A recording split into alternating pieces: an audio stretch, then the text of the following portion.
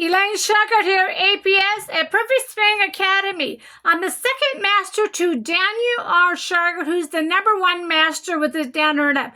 We are completely different from the whole golf world with our downer and up. We're nothing the same as. So come and join our team. You're going to learn everything from Daniel R. Shauger. He's your master. Listen to the master.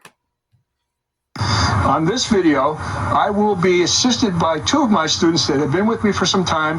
They first came to me from Germany about 1.5 years ago, and we met again in Germany at a boot camp, and now they're back for a couple of days of training here in this country. And now I'd like you to see the people who have been working with me and have made magnificent strides in their golf swing, and their golf game. This is Claudia Futternick. Come in. And you're from where in Germany, darling? Near Stuttgart. Near Stuttgart. And here's her husband, Mr. Sidon Futternick. Nice to meet you. It's a pleasure to meet you.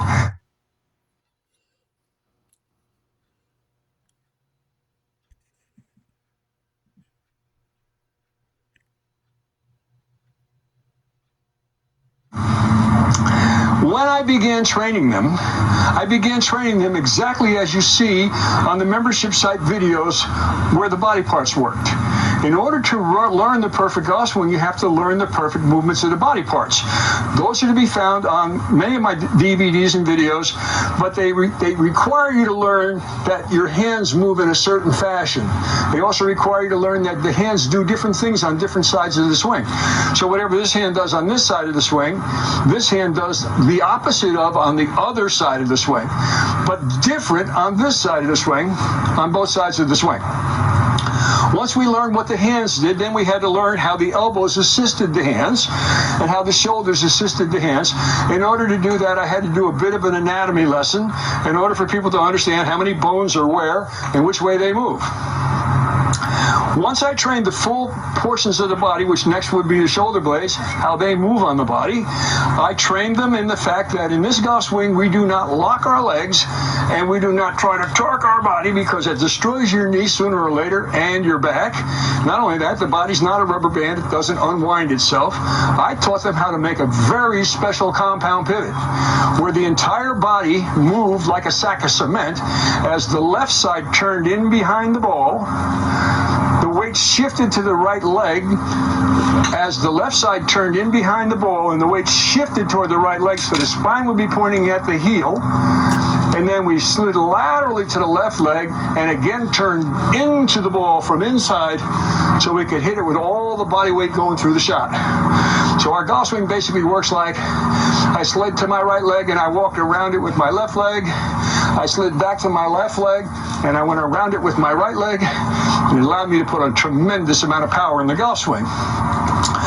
Once they learned the pivot, I began teaching them a series of 4 shots which control the club head and club face so that the ball has to go straight. It can go nowhere else. What I taught them is that I eliminated the rolling of the club face around the shaft. In this golf swing, the club face always stays on the same side of the shaft. It never gets behind it.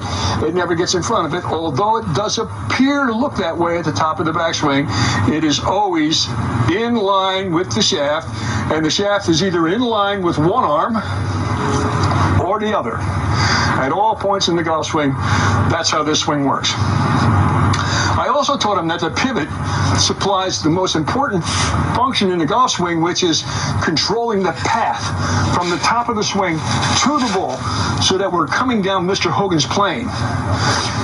Not over it, not under it, directly on it, so that our energy is being directed directly at the ball, so we can use all the muscles of our pivoting body and a hard twirling throw of the right hand through the ball while the club face is totally controlled for squareness so that the ball can only go where we're aiming it. This is a very precise golf swing, and because of its precision, each part must be moved in a precision fashion. Now, don't get scared. Even if you're a little bit out, you still get a great shot. When you're spot on, you get perfect shots. So once you learn these things and you put these few pieces together, you're going to find that this is really a much easier golf swing to make than what you've been trying to do. And not only that, it's way easier for you to do it than it is for me to explain it. So, the first 4 shots that I train to keep the club head, as long as we're only using the hands, the club head never comes inside the